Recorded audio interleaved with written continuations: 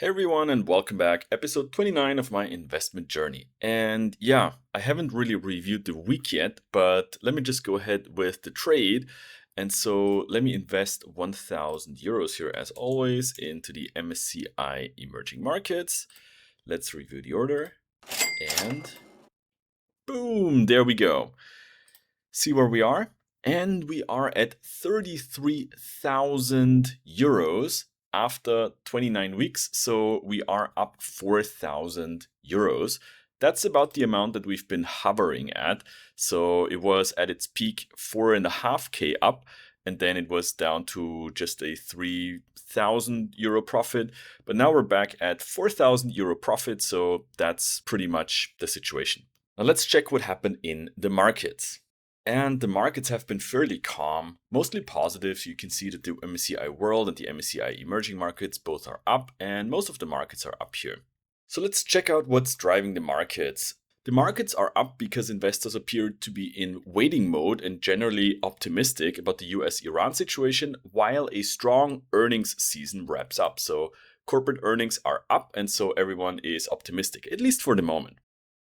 Now, the week did not start well, as there were concerns of persistent inflation, which could prompt the Federal Reserve in the US to hike rates. But then on Thursday, we saw a rebound as Secretary of State Marco Rubio signaled that there is progress in the negotiations between US and Iran for a peace deal. Of course, there are major sticking points here still, but also a little bit of cause for optimism. So Tehran is in the process of responding to a text submitted by the US, and that has narrowed the gaps to some extent. It still seems that there are insurmountable barriers, but you know what? You take what you can get here. So for example, the Hormuz Strait is a big sticking point. Trump says, we want it open, we want it free, there are no tolls and no controlling by Iran. And also Marco Rubio said a toll system would make the whole thing unfeasible. Other points to discuss are around uranium or on the US paying reparations. I think it's going to be interesting how this whole thing will be resolved, and I think we're really heading for some trouble.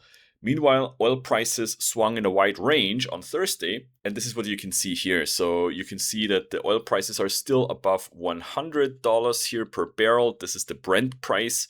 And yeah, this is the price that we don't want to see above 100.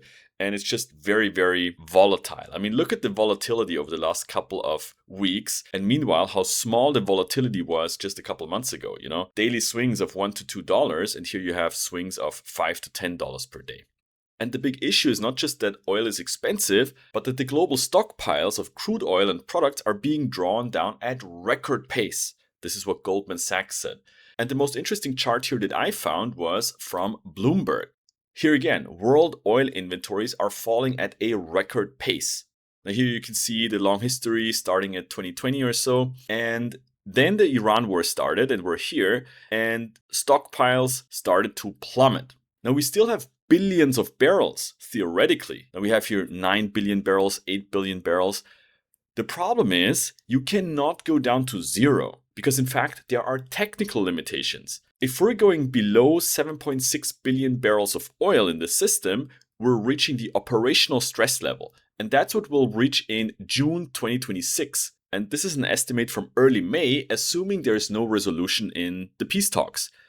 And once we reach September, we have the operational floor level. And that is the minimum level required to keep pipelines functioning and refineries operating. And once that level is reached, we're screwed. So it definitely is going to be a hot tango, a game of chicken maybe, because that will lead to huge reverberations. And Iran probably can stomach that, but can the rest of the world economy, can the US consumer, especially considering the midterms in November, all of that points to a hot, hot summer. Meanwhile, the S&P 500, seems to react undisturbed, up almost at its all-time high of 7,500 points.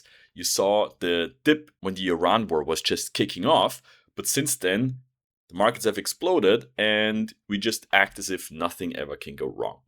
But yeah, that's it for the moment. That's it for the week.